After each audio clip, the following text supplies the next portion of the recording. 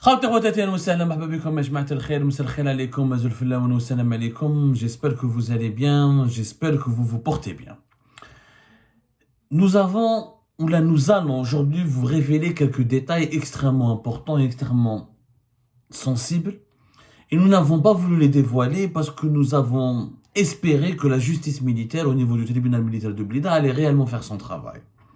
Mais bon, les récentes polémiques, la récente affaire du colonel Boualem Ben Nasser, qui a éclaté au grand jour avec le témoignage de son frère Toufiq Ben Nasser, qui a raconté, dit que son frère fait l'objet d'un acharnement, d'une cabale judiciaire, qu'il a été kidnappé, qu'il a disparu, qu'on veut le faire taire parce que on veut l'empêcher de dire des informations concernant un complot.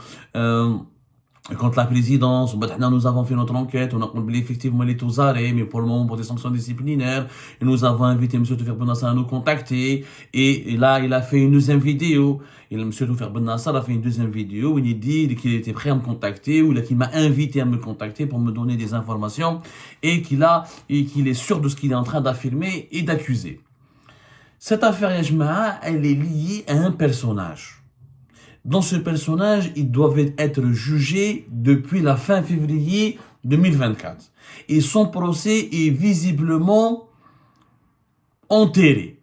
Parce que nous sommes à la fin du mois, le mois de mars c'est terminé, nous sommes au mois d'avril, à la fin du mois Ramadan, Ghadwa l'Eid, l'Eid arrive, ensuite il y aura les élections présidentielles qui vont arriver, la campagne électorale, et le procès de l'affaire la plus importante au sein de l'institution militaire n'a toujours pas été programmé. Il s'agit du procès du lieutenant-colonel Tariq Amirat.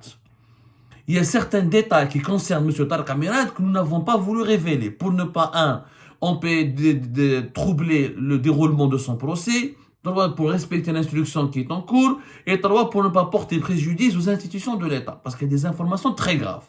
Mais la goutte d'eau a fait déborder le khlas. À un moment donné, on parle plus d'Amirat, et on parle de Ben Nasser. Donc, on a l'affaire Ben Nasser. Mais on a oublié l'affaire Tariq Amirat. Parce que, moi j'ai parlé avec des sources, j'ai parlé avec des personnes qui m'ont contacté et qui m'ont donné des garanties. Non, Abdou, ne vous inquiétez pas, il n'y a aucune volonté au sein de l'armée, ou au sein de la justice militaire, ou au sein de l'institution militaire de libérer, ou de remettre en liberté Tariq Amirat ou de l'innocenter. À partir de ce moment-là, pourquoi son procès n'a pas eu lieu encore? Et quand on parle de Ben Nasser, il faut toujours savoir qu'il y a des attaques Ben Nasser qui soient bons, on ne sait pas. Moi je parle et je dénonce des faits. Moi j'ai parlé de lui dans le cadre de l'affaire de Tariq Amirat. Maintenant, s'il a des problèmes avec sa tutelle ou son autorité hiérarchique, ça c'est une autre affaire. Mais il s'avère qu'on ne peut pas nous faire oublier monsieur Ben Nasser est parmi les témoins dans l'affaire de Tariq Amirat. Mais il n'y a pas que lui. Et on a donné des noms la dernière fois.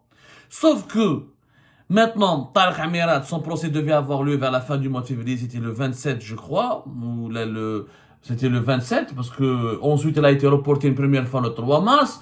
Ensuite, le 3 mars, l'audience n'avait duré que 10 minutes et il a été reporté en présence des témoins, de l'inculpé qui était sur le banc des accusés et de certaines personnes qui sont placées sous contrôle judiciaire, comme le général-major Zid Ali Oulzmili, l'ex-patron de la DCSA, de la Direction centrale de la sécurité de l'armée de 2020-2022, où depuis le report du 3 mars, plus aucune nouvelle.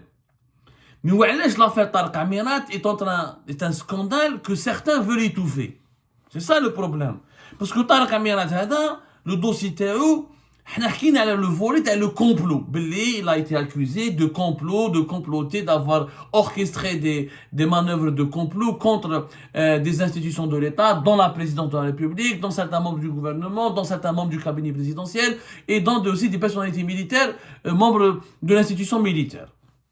Mais qu'il y a des choses qui malheureusement l'opinion publique nationale et internationale ignore. Je dis bien internationale parce que cette affaire implique aussi bien les Algériens que les étrangers.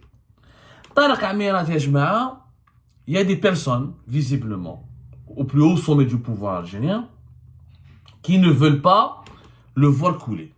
Parce que le cas Tariq Amirat coule et son procès se déroule, Tarek Amirat risque de dire, de faire des révélations et de lancer des accusations contre certains responsables de l'armée et des services de renseignement, ce qu'il va révéler et ce qu'il va dire va tout simplement provoquer un séisme général et national. Un séisme général et national, ça pourrait coûter la tête de pas mal de très hauts responsables de l'armée, y compris Saïd Chengriha. Saïd Chengriha en personne, نقولوا رد بالك. راهم يلعبوا بيك في l'affaire Tarek Amirat, elle risque de te provoquer un énorme problème. D'abord, il faut savoir que la maman de Tarek Amirat, qui essaie de libérer son fils, elle parle toujours au nom de Saïd Chengriha. Et elle dit que Saïd Chengriha m'a promis de libérer mon fils, elle m'a promis d'intervenir pour libérer mon fils sur la Tahdar. Cette femme, parce qu'elle était la femme de Slimane Amirat, Allah yarhamou. Quoi qu'il arrive, même si Slimane Amirat, un jour on va lui parler de lui, ça, il a eu un parcours controversé au sein du mouvement de libération nationale, il a autant de détracteurs que d'admirateurs, ça reste une personnalité, une personnalité nationale limite, mais elle n'a jamais été rappelée à l'ordre.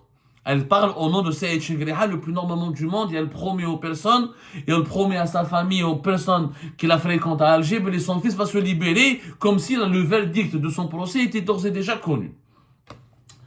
L'affaire Tarek Amirat Ajma'a fait plusieurs dossiers. Mais le dossier, c'est le complot. Le fameux réseau de comploteurs, d'officiers comploteurs qui ont été arrêtés, ce réseau qui a été démantelé à travers plusieurs arrestations menées en été, entre juillet et août, notamment le mois d'août 2022, par les éléments de la DGS, la Direction Générale de la Sécurité Intérieure, l'équipe qui travaille au niveau de la Kazan Anta de Ben Aknou. C'est eux qui ont démantelé ce réseau d'officiers comploteurs, qui utilisaient leurs fonctions et leurs pouvoirs au sein de la DDSE et de la Direction Centrale de la Sécurité de l'Armée pour faire des faux rapports, pour bidonner des rapports, pour faire fuiter des informations qui étaient fausses, ou là pour détourner des rapports confidentiels afin de les manipuler et de les utiliser pour alimenter des campagnes médiatiques contre certains responsables de l'État dans le but de les discréditer, de provoquer leur chute et de justifier l'ouverture d'enquêtes judiciaires à leur encontre, notamment par le service de la DCSA, Direction Centrale de la Sécurité de l'Armée. Mais l'affaire Tarek Amirat Hada, c'est une bombe au sein de l'institution militaire et vous allez comprendre maintenant pourquoi son procès tarde à s'organiser, tarde à avoir lieu. Pourquoi les juges ont du mal à traiter son affaire. Pour une raison simple, c'est qu'il y a deux autres dossiers pour lesquels Tarek Amirat doit être jugé. Le premier dossier concerne un disque dur. Tout a commencé en 2013 par un disque dur. Un disque dur qu'un lanceur d'alerte, que je ne vais pas révéler le nom, je ne vais pas révéler les noms des témoins, parce que dans l'affaire de Tarek Amirat, effectivement, il n'y a pas que Boualem Ben Nasser comme témoin. Il y a d'autres témoins. Il y a d'autres témoins dans cette affaire. Les Houma, je ne vais pas citer leur nom, mais nous sommes des lanceurs d'alerte, nous sommes des personnes qui ont connu Tarek Amirat, qui étaient ses proches, nous sommes des personnes, des citoyens algériens résidant à l'étranger, qui ont connu les services de sécurité, les représentants des services secrets algériens ici en France à travers les consulats et l'ambassade d'Algérie en France, et qui les ont aidés, ou là qui les ont côtoyés au moment où le scandale, le première affaire dont personne n'a voulu parler, parce qu'elle était ultra sensible, c'est l'affaire du disque dur. C'est quoi cette affaire? En 2013, un lanceur d'alerte, il met de l'eau, de façon délibérée, des raisons importantes, à la veille des élections présidentielles de 2014 pour le 4e mandat, certains relais puissants au sein de l'institution militaire et au sein des services de renseignement ont voulu empêcher le 4e mandat, parce qu'Abdelaziz Bouteflika, rappelez-vous, n'a pas écouté le général Toufer qui l'avait dissuadé de faire un 4e mandat et qui lui a demandé de partir. Mais je veux dire, le général Toufer, en 2015, septembre 2015. Il y avait un disque dur qui contenait les comptes bancaires de Saïd Bouteflika en Suisse et les opérations financières illicites et illégales de pas mal de membres du clan de Bouteflika, dont les hommes d'affaires, dont Saïd Bouteflika en personne et plusieurs de ses amis, de ses contacts en Suisse. Tout ça a été dissimulé dans un disque dur qui a été remis à un lanceur d'alerte qui était établi à Paris. Le lanceur d'alerte, il contacte un employé qui travaille au niveau du consulat d'Algérie à Pontoise. Pontoise, c'est une ville à côté de Cergy qui est située dans la région parisienne. L'employé était un contractuel, mais qui avait des relations avec les services secrets algériens. D'ailleurs, son recrutement au niveau du consulat d'Algérie à Pontoise a été recommandé au ministère des Affaires étrangères par une recommandation, par une lettre officielle qui a été adressée à l'époque entre 2012 et 2013 par les services secrets algériens à travers de l'enseignement extérieur qui était la direction, qui est toujours la direction de la documentation de la sécurité extérieure. La direction de la documentation de la sécurité extérieure, c'est le renseignement extérieur algérien. La direction générale de la sécurité intérieure, c'est le renseignement intérieur algérien. Donc, je vais rester très professionnel. Ne pas citer les noms et les prénoms des témoins, ne pas les compromettre, ne pas les mettre en danger, tout en respectant l'instruction. Mais comme les juges ne veulent pas faire leur travail, et comme je sens il y a une volonté manifeste de libérer absolument Monsieur Tarek Amirati, dont la maman se targue, elle est l'amie de Shengriha, elle veut absolument le libérer. Il était de notre devoir pour protéger la patrie, pour protéger l'intérêt général, et parce que Tarek Amirati est un homme extrêmement dangereux. Extrêmement dangereux. S'il venait à être libéré, je vous assure que le pays, sa sécurité nationale, serait gravement compromise parce qu'il a des connexions à l'étranger et en Algérie. Il baigne dans des manœuvres immorales d'une extrême gravité. La preuve, d'être l'affaire d'un disque dur. Donc 2014, un lanceur d'alerte contacte l'employé d'un consulat de Pontoise. Le consulat de Pontoise, au début, il a contacté directement Alger, la DDSE. Quand le contact direct c'était Shkoun, c'était Tarek Amirat. À l'époque, en 2013, Tarek Amirat était même pas commandant, il était capitaine. Il travaillait dans un service, c'est la section recherche du renseignement extérieur algérien. Section recherche, c'est comme une brigade de recherche, c'est un service d'enquête et d'investigation. Contacté, le voilà, il y a un lanceur d'alerte qui prétend avoir un disque dur qui contient des preuves accablantes contre les membres de la famille Bouteflika et contre les alliés des membres du clan Bouteflika et qui, avec leurs avoirs et leurs opérations bancaires en Suisse. Contacté. En même temps, le lanceur d'alerte, il habitait une zone il résidait dans une zone qui était proche du consulat d'Algérie à Bobigny. À l'époque, comme les consulats d'Algérie, quand l'ambassade, il y a un bureau de sécurité. Chaque consulat a un bureau de sécurité qui est dirigé par un officier des services secrets algériens. Le bureau de sécurité et les consulats sont toujours gérés par la DDSE. Il se trouve qu'à l'époque, en 2013, celui qui dirigeait le bureau de sécurité du consulat d'Algérie à Bobigny de 2010 à 2013, à l'époque, il était commandant, le fameux Boualem Ben Nasser, qui est aujourd'hui colonel et qui a disparu selon son frère et fait l'objet d'une arrestation arbitraire pour le faire taire et le faire disparaître parce il dérange, parce qu'il détient des informations de complot contre la présidence, et selon d'autres sources, il est uniquement aux arrêts parce qu'il a commis des écarts disciplinaires. Quoi qu'il arrive, à l'époque, au moment des faits, quand il a le bureau de sécurité, le consulat d'Algérie à Bobigny. Le premier qui était en contact avec le fameux lanceur d'alerte qui avait le disque dur, c'était Boualem Ben Nasser. Le nom de côté, Hamza. C'était un commandant. Donc, c'était lui qui était normalement chargé de récupérer la preuve accablante contre la famille Bouteflika, la conseil Bouteflika et contre les membres d'autres du clan Bouteflika, et récupérer ce disque dur, l'analyser, faire un rapport sur son contenu et le transmettre directement à la direction de la DDSE, qui est de l'enseignement extérieur algérien. Sauf que la situation a totalement changé puisque le lanceur d'alerte a été manipulé par l'employé du consulat de Pontoise. Les Kalou ne le donne pas à Hamza, ne le donne pas au commandant Boualem Ben Nasser.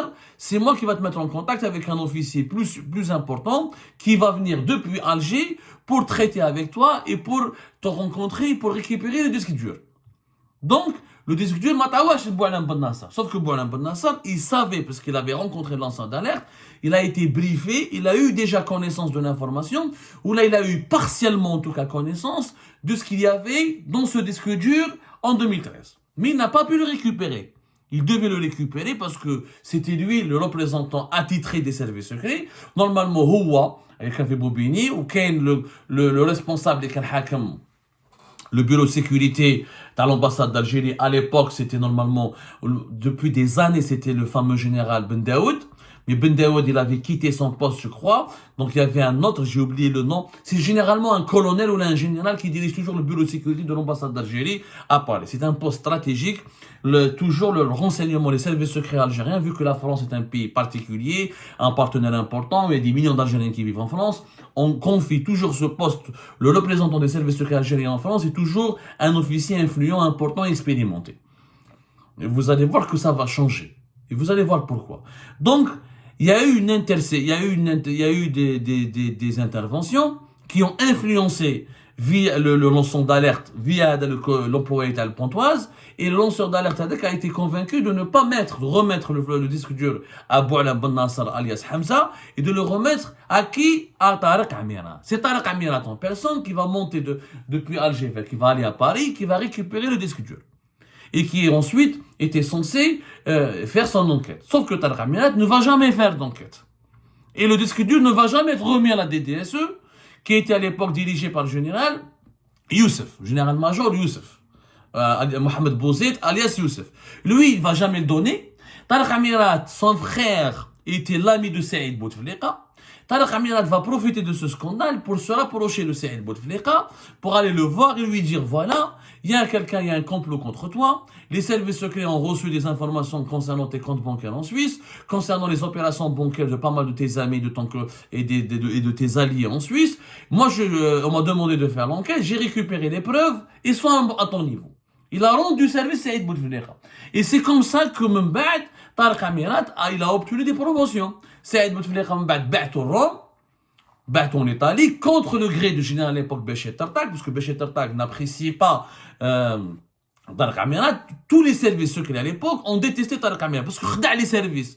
Il a manipulé, il a utilisé son poste au sein des services secrets pour récupérer un dossier compromettant contre Saïd Bouteflika et des personnes du clan de Bouteflika. Il l'a donné à Saïd et il a empêché, il a saboté, il a compromis une enquête d'une extrême gravité concernant les opérations bancaires et les avoirs financiers de Saïd Bouteflika, de pas mal de ses amis et de ses alliés en Suisse.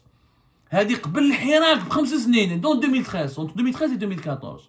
Donc, on aurait pu, bien avant le Hirak, parce que la Suisse a communiqué récemment, 2020, entre 2022 et jusqu'à 2023, l'Algérie, elle a envoyé pas mal de commissions rogatoires, il fallait attendre l'année 2023, pour que la Suisse communique officiellement les coordonnées des comptes bancaires de Saïd Bouteflika en Suisse, et où il y a encore 30 millions, l'équivalent de 30 millions d'euros qui sont toujours cachés en Suisse.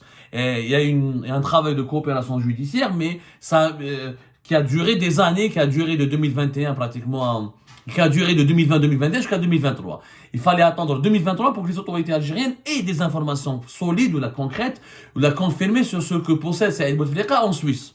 Mais déjà, ces informations étaient déjà à la disposition des services secrets algériens en 2013.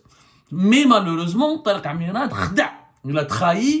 il a trahi son pays, il a trahi son institution, il a fait usage d'un dossier pour ses besoins de carrière. Où Saïd Bouteflika a récompensé, même c'est la première fois pratiquement de l'histoire depuis de très longues années, alors même qu'il n'était même pas colonel, uniquement commandant, a le poste du bureau de sécurité de l'ambassade d'Algérie à Paris. C'était entre 2017 et 2019. Toujours Bouteflika Saïd l'a promu.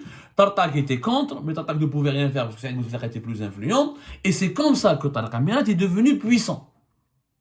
Ça, c'est le premier volet. Mais le problème, c'est que le disque dur, il a disparu. Mais la DDSU n'a jamais pu le conserver, ni le garder.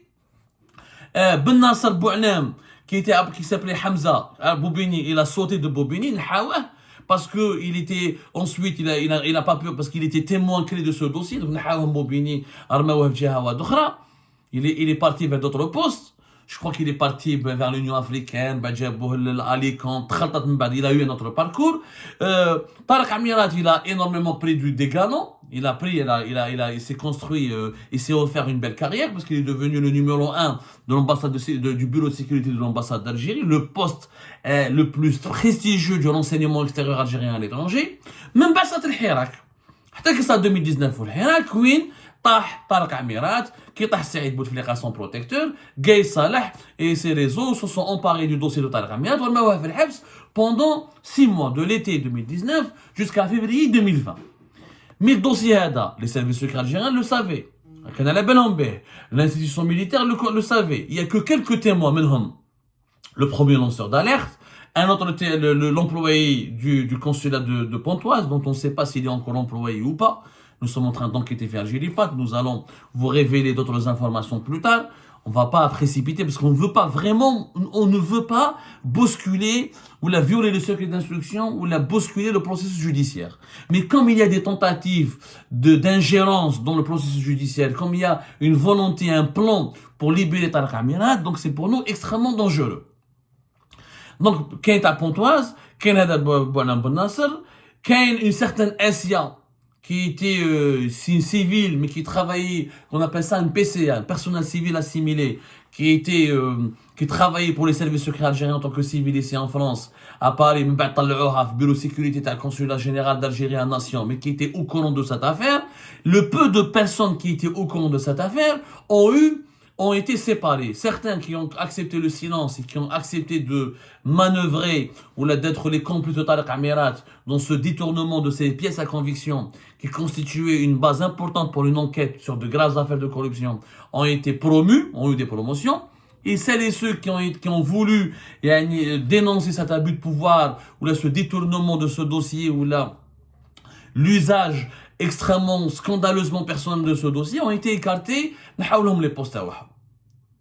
Malgré ce dossier, Tarek Amirat qui sort du février 2020, دخلوه dans une autre affaire qui n'a rien à voir avec le disque dur. Tarek Amirat en 2019 دخلوه الحبس parce que il avait juste avant, pendant le Hirak, il avait accompagné une délégation dans la DGSE, dans les services secrets français, qui sont venus à Alger pour faire une rencontre officielle avec les directions, avec les services secrets algériens.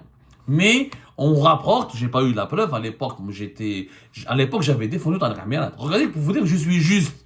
Moi, je suis un journaliste juste et clair et sérieux.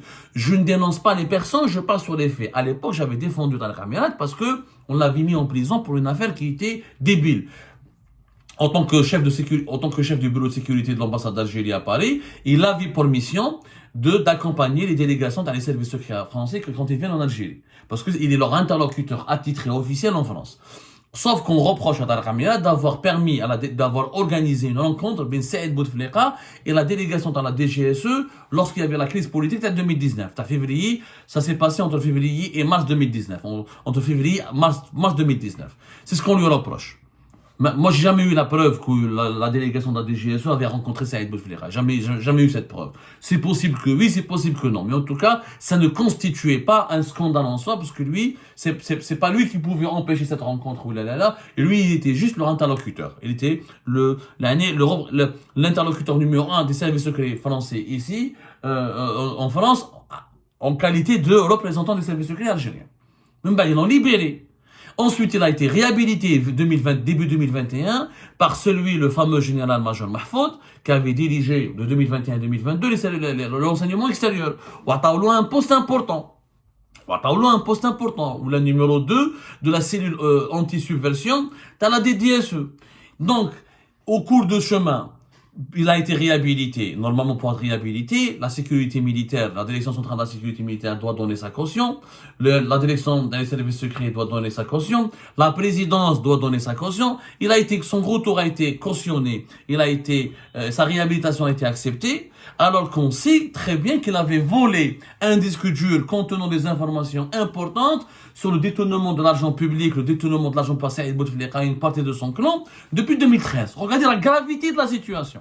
Regardez comment le système fonctionne en Algérie. Même في août 2022. علاش طاح في août 2022 Tarek Amirat? Parce qu'il y avait une affaire de corruption. Quelqu'un l'a dénoncé. Il y avait une affaire de corruption qui implique un organisme italien à Alger. Ils ont dénoncé une affaire de corruption. Ils leur ont fait du chantage, etc. Ils l'ont interrogé. D'ailleurs, les حكموا تاعكم اسمه le commandant Rafiq à la DGSI à la Kazan Antar. Qui حكموا?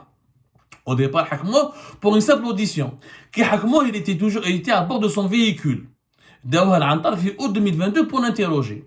Au cours de l'interrogatoire, Tarek Amirat s'est comporté de façon extrêmement dangereuse, extrêmement intrigante. Voilà, extrêmement intrigante. Plus à 3 reprises, il disait aux enquêteurs de la DGSI, il leur disait, s'il vous plaît, appelez ma femme, elle doit récupérer la voiture. Appelez ma femme, elle doit récupérer ma voiture. Appelez ma femme, elle doit récupérer la voiture. Alors, le commandant navire, il s'est posé des questions. Il a dit, mais femme, depuis là, on est en train d'interroger dans une affaire de corruption. Et on va le placer en garde à vue. Il a s'est douté. Ils sont partis fouiller la voiture. En fouillant la voiture, ils ont trouvé un laptop. C'est dans ce fameux laptop Tata Kamirat où ils ont trouvé, ils l'ont craqué, etc. Ils ont trouvé la jupe. Qu'est-ce qu'ils ont trouvé?